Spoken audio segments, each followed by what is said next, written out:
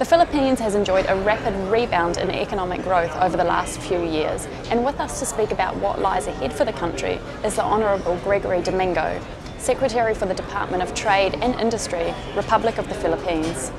Mr. Domingo, the Philippines is one of the most resilient Asian economies. What are the structural or political drivers?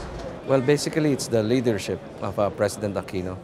He won on a platform with good governance, and he's really followed through with it. And the world has turned around in its perception of the Philippines because of that. And it's backed up also by very strong fiscal reforms, strong tax collection efforts, many more controls on government spending, but more government spending, but lesser cost per spending because a lot of the corruption has been taken out.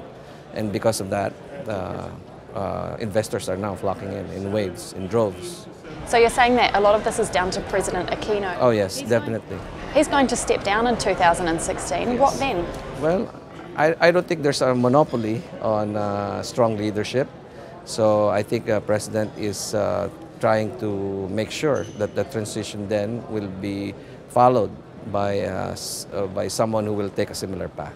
The government is considering easing curbs on foreign direct investment. Which areas are likely to see the restrictions eased? It's hard to tell yet because it's a general review. We want to look at all the sectors and see where it makes sense to relax certain constraints. It will require changes in law. But we hope, because we're working closely with Congress on this, that we can pass something by the end of the year. So where do you think future investment opportunities can be found for investors? There are many sectors now. Based on the interest that we've seen from different foreign investors, it's as basic, let's say, as garments industry, but it could be as sophisticated as the IT BPO sector. And we're seeing interest in the printer business with the entry of Canon and Brother, along with Epson and Lexmark, which entered many years ago.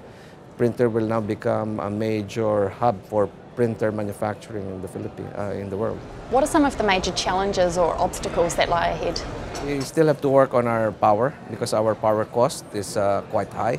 So we need to put up more power plants to bring down the cost. But even with the high cost of power, our manufacturing sector in the third and fourth quarter of 2012 was the fastest growing. This is the first time it's happened in over 10 years because normally it's the service sector that leads the growth in the Philippines. Thank you, Mr. Domingo. For more insights from thought leaders, check out the Asian Investment Conference website.